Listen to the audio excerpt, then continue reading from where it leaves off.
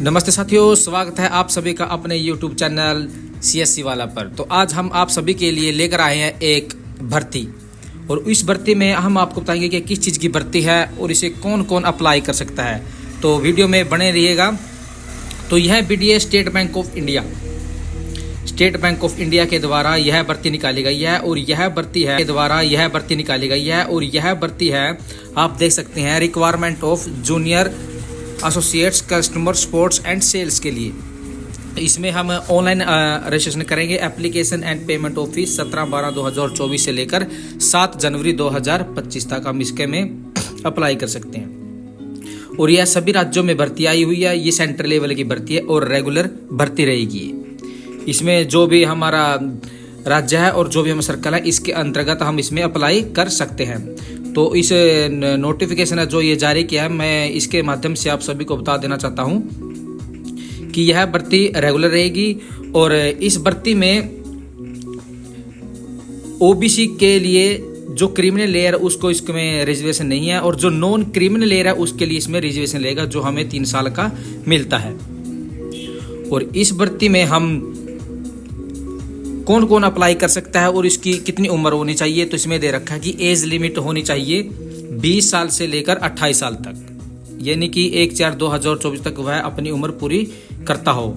और इसमें छूट दे रखी है, वो SC/ST के लिए 5 साल की छूट रहेगी, यानी कि वह 28 साल से 5 ऐड करेंगे तो वो है 33 साल तक भी उसको अप्लाई कर सकता है। OBC वाला 3 साल जोड़ देंगे तो 31 साल तक अप्लाई कर सकता है। और PWD जनरल EWS को 10 साल का, और SC/ST को 15 साल का, और OBC है जो PWD के अंतर्गत आते हैं उनको 13 साल का। और जो भी एक्स सर्विसमैन या डिसेबिलिटी जो भी दिव्यांग होते हैं उनको, और विधवा महिलाओं के लिए भी इसमें छूट दी गई है। इन सभी के लिए इसमें छूट दी गई है। जो भी हैंडीकेप वगैरह जो भी जिस प्रकार से उसको डिसेबिलिटी है वह उसके अंतर्गत इसको छूट दी गई है।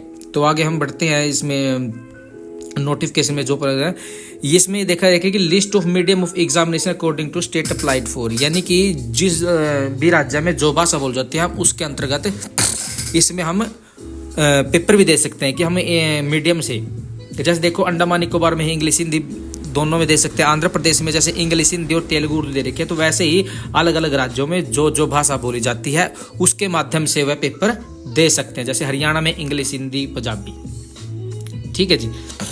और तो इसका सिलेक्शन का प्रोसीजर क्या रहेगा, तो इसका ये है, सबसे पहले प्री एग्जाम होएगा, उसके बाद मेन होएगा। प्री एग्जाम 100 नंबर का आएगा, और 100 नंबर में क्या क्या उसके में 3 सब्जेक्ट है, English language, numerical ability, reasoning ability, और ये 3 सब्जेक्ट है टोटल। और इनका जो माध्यम रहेगा वो इंग्लिश रहेगा।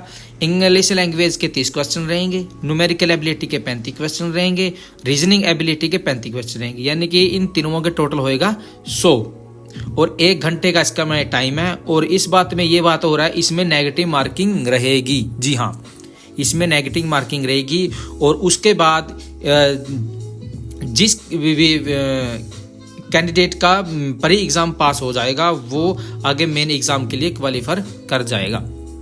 और यह जो पेपर होगा यह ऑनलाइन ही पेपर होगा।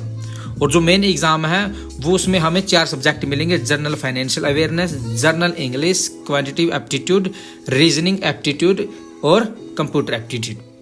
इनका मीडियम इंग्लिश ही रहेगा। और जनरल फाइनेंशियल अवेयरनेस के क्वेश्चन आएंगे 50, जनरल इंग्लिश के हमें 40 क्वेश्चन मिलेंगे, क्वांटिटेटिव एप्टीट्यूड के हमें 50, और रीजनिंग एबिलिटी कंप्यूटर एप्टीट्यूड के हमें मिलेंगे 50 क्वेश्चन। 190 क्वेश्चन रहेंगे, और 2 घंटे 40 मिनट का हमें समय मिलेगा। तो इसके अंतर्गत हमने यह पेपर करना है, ऑनलाइन पेपर होगा। और इसमें भी नेगेटिव मार्किंग ही रहेगी। नेगेटिव मार्किंग के विशेष ध्यान रखना है। और इसके बाद जो प्री एग्जाम है इंटेंटिव शेड्यूल वो फरवरी में होगा, और इसके 1-2 मंथ बाद फिर मेन एग्जाम होगा, ठीक है जी। तो आप सभी ये फार्म भर सकते हैं। और इसका जो पे स्केल है ये 26,730 से लेकर 24,000, मतलब कि इसमें +2 एडवांस इंक्रीमेंट भी जाए तभी जाके 26,730 से स्टार्ट होगा, ठीक है जी। आपको जो भी इसमें सुविधाएं मिलती है वो सुविधा इसमें मिल जाएगी, ठीक है जी। तो इसमें ट्रेनिंग का भी दे रखा है। और जो फीस रहेगी फॉर्म भरने की, जो हमने ऑनलाइन पेमेंट करनी है, वो SC/ST PWD और एक्स DX के लिए बिल्कुल 0 है, इसको कोई फीस नहीं, उसको सिर्फ जो फॉर्म भरता है, जो कैफे वाला भरता है, उसको उसकी पेमेंट देनी पड़ेगी। और जो जनरल OBC और EWS के उसके 750 रुपये फीस कटेगी और प्लस जो उसका चार्ज होता है। इसको हम अप्लाई कौन कौन कर सकता है मैं वो आपको बताता हूँ। जिस भी कैंडिडेट की डिग्री कंप्लीट है, चाहे वो उन्हें BA कर रखी हो, BSc हो, BCA हो या BCom हो या BTech हो, जो भी हो, कम से कम डिग्री होना बहुत जरूरी है। और किसी भी यूनिवर्सिटी से जो UGC के अंडर अप्रूव्ड है, उस यूनिवर्सिटी से जिसने भी डिग्री कर रखी है वह इसको अप्लाई कर सकता है। ठीक है जी।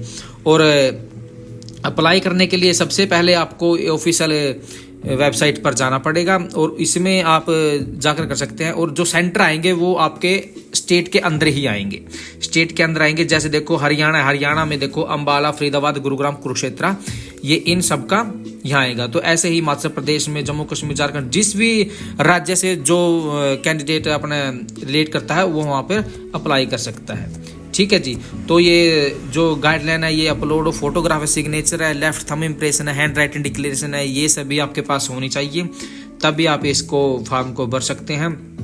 अब जहाँ भी ऑनलाइन भरते हैं वो आपके बारे में सभी बता देगा, जो भी है। ये परफॉर्मा है, कोई अलग से कैंडिडेट प्रोवाइड करवाना चाहता है या जो भी आर्मी, नेवी के, एयरफोर्स के जो भी भरना चाहता है, तो इसको अप्लाई कैसा करना है, इसका प्रोसीजर भी यही है कि आप log in to HTTP bank web SBI website जाकर इसको वहाँ पर आप रजिस्ट्रेशन कर सकते हैं। मैं इसका लिंक आपको डिस्क्रिप्शन में डाल दूंगा, आप वहाँ जाकर भी इसका रजिस्ट्रेशन करके अप्लाई कर सकते हैं। ऑनलाइन अप्लाई होगा। ठीक है जी। तो आप ये फॉर्म भर के आप बैंक की नौकरी प्राप्त कर सकते हैं। तो ऐसे ही भर्तियों की जानकारी के लिए आप हमारे CSC वाला चैनल को सब्सक्राइब जरूर कर लीजिएगा और अपने मित्र प्यारों में इसको शेयर जरूर कर देगा।